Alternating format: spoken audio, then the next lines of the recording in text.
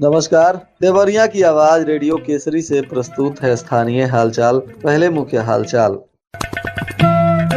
मजार के फर्जी दस्तावेज को किया गया निरस्त। घर पर मतदाताओं के नहीं मिलने से एसआईआर में आ रही है समस्या। रोजगार मेला में 341 अभ्यर्थियों का हुआ चयन। छात्रवृत्ति के लिए 20 तारीख से 26 तारीख तक होगा आवेदन। तालाब में डूबने से एक युवक की हो गई मौत। स्थानीय हालचाल के इस अंक के साथ मैं अनिकेत मिश्र। अब हालचाल विस्तार से।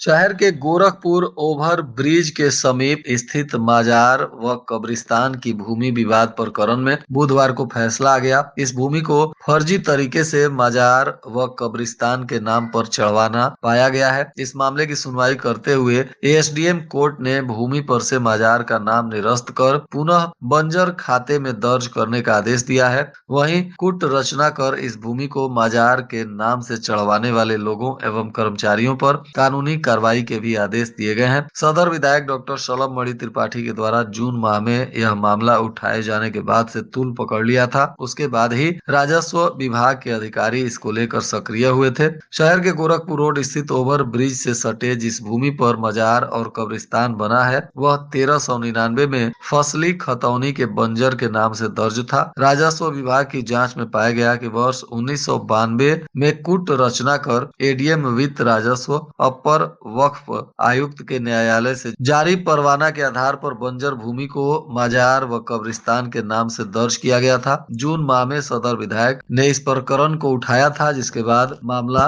कोर्ट में चल रहा था और अब इस पर यह फैसला आया है। इस भूमि के फर्जी दस्तावेज को निरस्त किया गया है।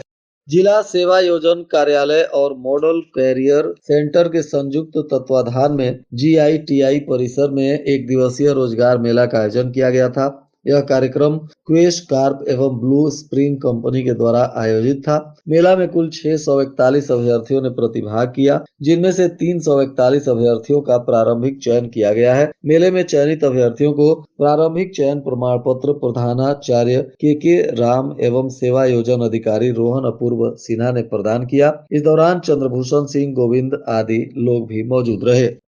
भारत निर्वाचन आयोग के निर्देश पर जिले में चल रहे विशेष प्रगाढ़ मतदाता पुनरीक्षण के क्रम में बीएलओ जिले के 7 विधानसभा क्षेत्रों के कुल 24,09,900 मतदाताओं के घर पहुंचकर गणना प्रपत्र बांट रहे हैं। इस कार्य के लिए जिले में कुल 2,414 बीएलओ और 255 सुपरवाइजर की तैनाती की गई है। जिले में लगभग गणना प्रपत्र वितरण का कार्य पूर्ण हो चुका है। प्रपत्रों को भरने का भी काम तेजी से चल रहा है। 4 दिसंबर तक गणना प्रपत्र भरकर इसे जिला निर्वाचन कार्यालय में जमा करना है। कई जगह घर पर मतदाताओं के नहीं मिलने से बीएलओ को परेशान होना पड़ रहा है। इसलिए जिले के सभी मतदाताओं से निवेदन किया गया है कि लोग एसआईआर में सक्रियता से भाग लेकर फॉर्म को भरकर और सही तरीके से समय अनुसार जमा कर दें।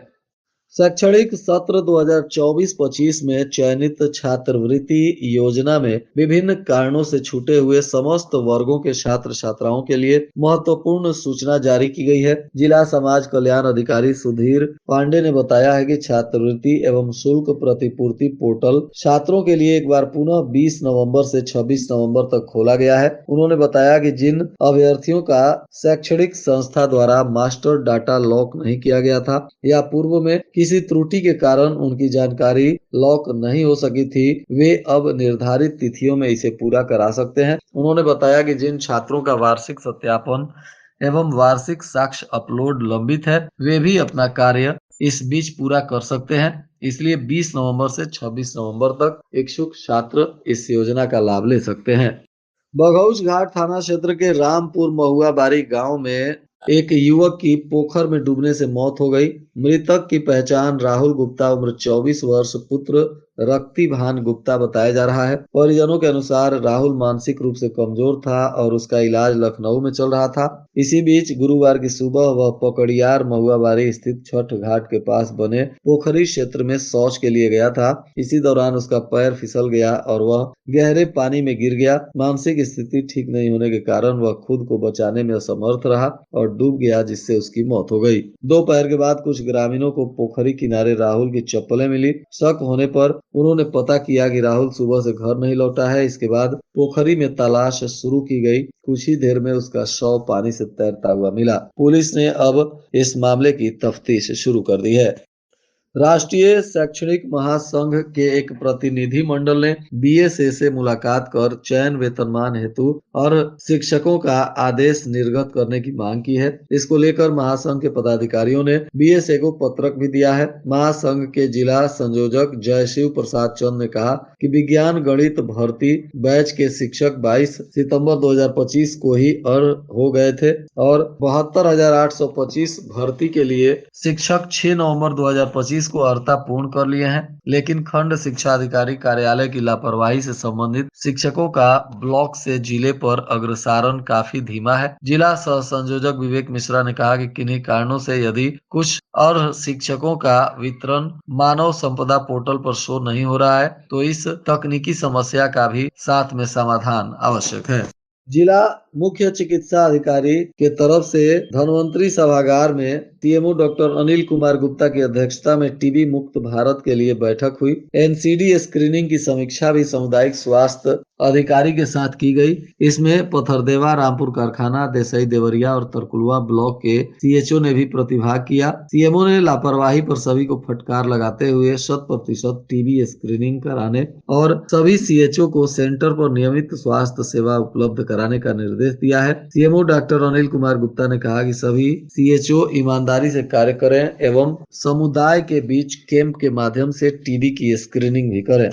महर्षि देवराहा बाबा मेडिकल कॉलेज के एमसीएच विंग में महिला अस्पताल में बच्चे के जन्म लेने के बाद टीकाकरण के लिए परेशान नहीं होना पड़ेगा। नवजात को अब केंद्र पर नहीं लेकर जाना पड़ेगा। इसके लिए योजना बनाई गई है और इसे शुरू भी कर दिया गया है। वार्ड में जाकर एएनएम नवजात को टीका लगाएंगी। साथ ही इसे यूविन पोर्टल पर दर्ज भी किया जाएगा। इस व्यवस्था से बर्थ डोज से लेकर सभी टीका लगवाने की सुविधा नवजात को वार्ड में ही उपलब्ध हो जाएगी। मेडिकल कॉलेज के एमसीएच विंग स्थित महिला अस्पताल की पहली मंजिल से लेबर है, जहां नॉर्मल प्रसव होता है, जबकि दूसरी मंजिल पर ऑपरेशन से प्रसव किया जाता है।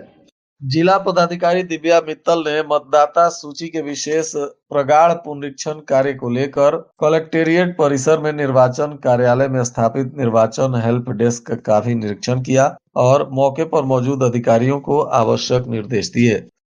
सलेमपुर उपनगर में बुधवार की शाम को पुलिस प्रशासन ने सोहनाग मोड़ से रेलवे स्टेशन तक अतिक्रमण हटाने के लिए व्यापक कार्रवाई की। यह कार्रवाई बढ़ते जाम और आम जन की परेशानियों को देखते हुए किया गया। अभियान के दौरान पुलिस बल ने सड़क के किनारे से कब्जा हटाते हुए ठेला खोमचा संचालकों को मौके से हटाया और दोबारा अतिक्रमण नहीं करने की नसीहत दी। साथ ही सख्त चेतावनी भी दी गई। इस कार्रवाई का नेतृत्व सीओ मनोज कुमार ने किया। उनके साथ प्रभारी निरीक्षक महेश चतुर्वेदी और एएसआई धर्मेंद्र सिंह सहित पंचायत से कई पुलिसकर्मी मौजूद रहे।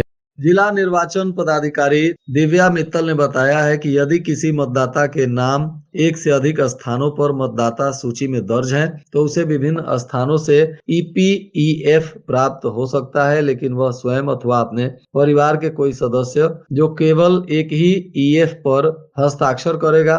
उन्होंने कहा कि एक से अधिक ईएफ पर हस्ताक्षर करना दंडनीय अपराध है। इसके लिए 1 वर्ष तक की सजा या जुर्माने का प्रावधान रखा गया है। यातायात नियमों का उल्लंघन करने वाले पर पुलिस अब सख्त हो गई है। आज भी पुलिस ने कार्रवाई करते हुए अलग अलग जगहों से 168 वाहनों का ई चालान किया। इसके साथ ही 4 वाहनों को जब्त किया गया। पुलिस अधीक्षक के निर्देश पर तमाम क्षेत्रों में अभियान चलाया जा रहा है, जिसमें बिना हेलमेट गाड़ी चलाने वाले, गलत नंबर प्लेट वाले वाहनों, 3 सवारी बैठाकर स्टंट करने वाले और नो पार्किंग जोन में गाड़ी खड़ा करने वाले लोगों के खिलाफ कार्रवाई की जा रही है। और आज के मौसम का तापमान देवरिया में न्यूनतम 16 डिग्री सेल्सियस और अधिकतम 27 डिग्री सेल्सियस रहने की संभावना है। अंत में मुख्य हालचाल एक बार फिर। मजार के फर्जी दस्तावेज को किया गया निरस्त। घर पर मतदाताओं के नहीं मिलने से एसआईआर में आ रही है समस्या। रोजगार मेला में 341 अभ्यर्थियों का हुआ चयन। छात्रवृत्ति के लिए 20 तारीख से 26 तारीख तक होगा आवेदन। तालाब में डूबने से एक युवक की हो गई मौत। इसके साथ ही रेडियो केसरी से प्रसारित स्थानीय हालचाल का यह अंक समाप्त हुआ। नमस्कार।